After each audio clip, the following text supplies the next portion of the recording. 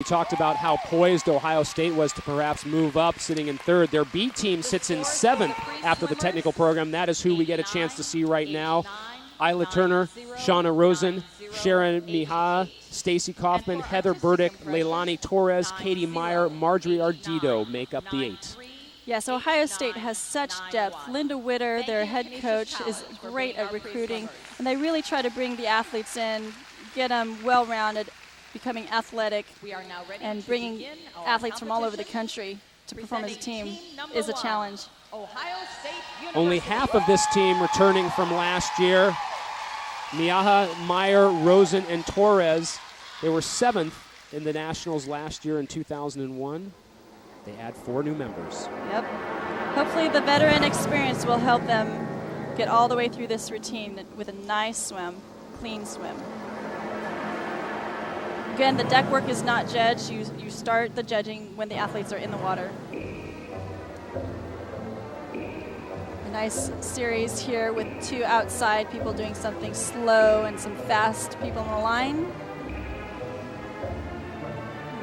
Synchronization is a really difficult aspect to achieve.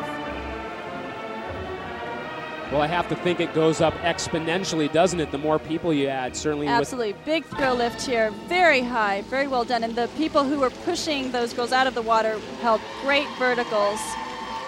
Double arms right away.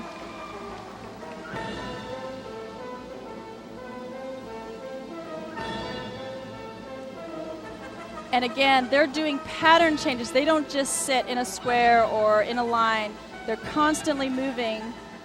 It shows great ability to move in and out using your propulsion techniques.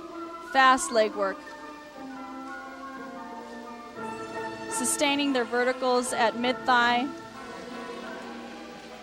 It's good to see them attempting this kind of difficulty.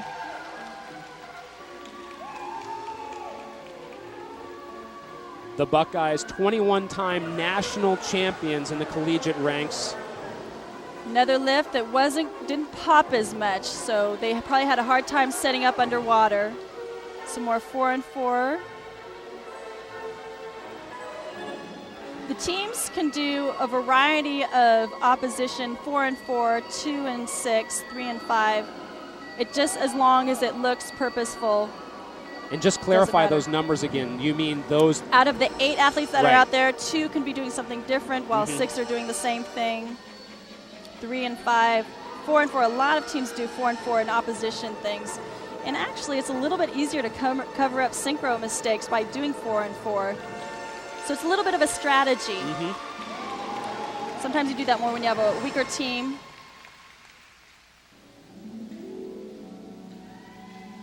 The pattern is a little bit off here, and as we go through the event today, you'll see that the patterns will be clearer.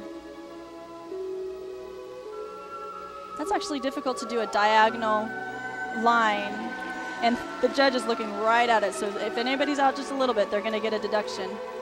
Touch on again, I mean, with these teams, eight people, how often will they actually be practicing this routine, 8 of them in the water? Well, unfortunately for synchro and collegiate, you're only allowed 20 hours a week, so they have to be very efficient with their time. That's the amount that they get.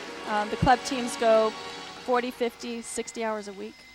It's a big difference.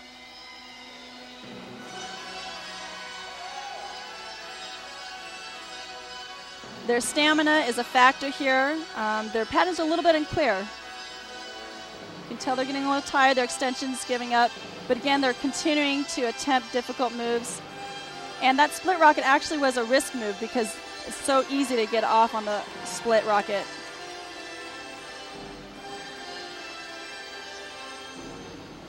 This free program lasting 4 minutes in length. So you just mentioned the word stamina. They certainly need that, don't they? Yes. And fortunately for them, they used to be 5 minutes long. Oh, that was a great lift. Well done.